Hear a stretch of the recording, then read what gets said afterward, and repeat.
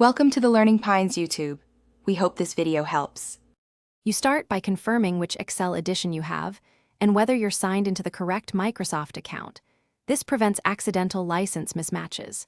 Save and back up any open work to OneDrive or a local folder so nothing is lost during activation attempts. Next, make sure you have admin access and the product key or subscription details ready. This speeds up the steps that follow and avoids interruptions when you switch accounts or change license settings. You'll now go into File, Account, and look for licensing status. If Excel shows unlicensed, sign out any incorrect account immediately and sign in with the account tied to your subscription or key. Once signed in, choose Change License or enter product key and follow prompts to apply the correct license. This updates activation tokens. If Office is volume licensed, use your organization's activation method.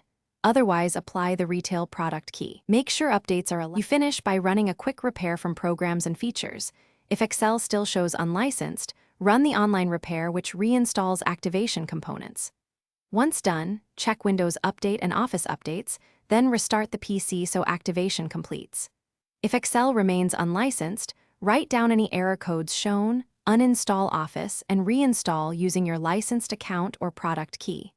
Troubleshooting tip: if activation fails, disconnect VPN and proxy, then retry. Network filtering often blocks activation.